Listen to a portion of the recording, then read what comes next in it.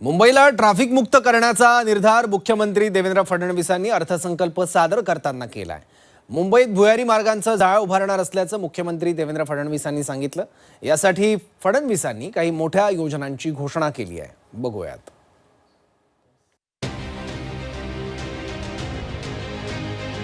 देवाभाऊ मुंबईला करणार ट्रॅफिक मुक्त।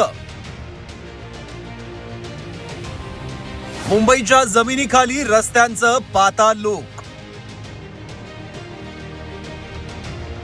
मुंबईला भुयारी रस्त्यांद्वारे अधिक वेगवान करणार। मुख्यमंत्री देवेंद्र फडणवीसांनी अर्थसंकल्पात मुंबईला अधिक वेगवान करण्याचा संकल्प सोडलाय। मुंबईला अधिक वेगवान करण्यासाठी मुख्यमंत्र्यांनी काही महत्त्वाकांक्षी योजनांची घोषणा केली आहे।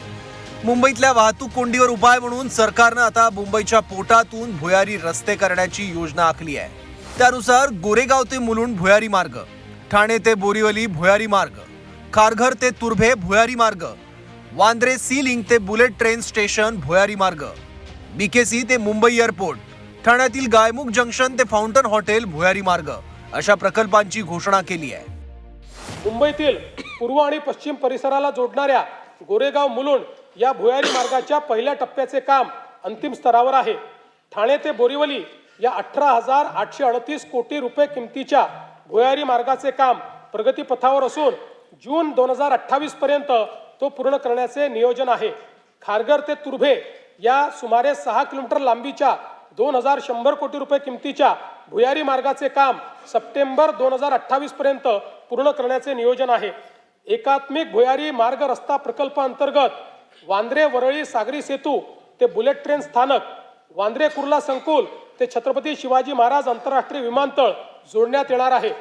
गायमुख जंक्शन ते फाउंटन हॉटेल जंक्शन दरम्यान सुमारे 6 किलोमीटर लांबीचा भुयारी मार्ग व फाउंटन हॉटेल ते भाईंदर दरम्यान 9 किलोमीटर लांबीचा उन्नत मार्ग प्रस्तावित आहे। मुंबईला अधिक वेगवान करण्यासाठी भुयारी मार्गांसोबतच जलमार्गांचा विस्तार करण्याची योजनाही मुख्यमंत्री फडणवीसांनी आखली आहे। मुंबईतल्या जलमार्गांच्या विस्तारासाठी अनेक जेट्टींचं बांधकाम हाती घेण्याची घोषणा मुख्यमंत्र्यांनी केली आहे।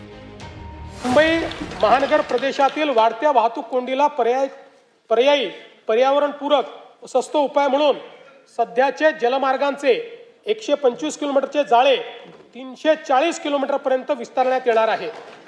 त्यामुळे सध्या वार्षिक 1,60,00,000 असलेली प्रवासी संख्या 2031 पर्यंत 7,39,00,000 वाढेल। यासाठी 21 विद्यमान जलमार्गावरील 20 टर्मिनलचे अद्ययावतीकरण आणि 11 नवीन जलमार्गावर 24 टर्मिनलची निर्मितीसाठी 6,600 कोटी रुपयाचा खर्च अपेक्षित आहे। मुंबईमधील रेडिओ क्लब येथील नवीन जेटी प्रकल्प डिसेंबर 2027 पर्यंत पूर्ण करण्याचे नियोजन आहे। मुंबईत अनेक उन्नत मार्गांची घोषणाही मुख्यमंत्र्यांनी केली। एवढंच नाही तर मुंबई आणि नवी मुंबई विमानतळ मेट्रोनं जोडण्याचा संकल्पही त्यांनी सोडलाय। घड्याळाच्या काट्यावर धावणाऱ्या मुंबईचा वेग वाढल्यास देशाची आर्थिक राजधानी असलेली मुंबई जगाची आर्थिक राजधानी होईल यात शंका नाही।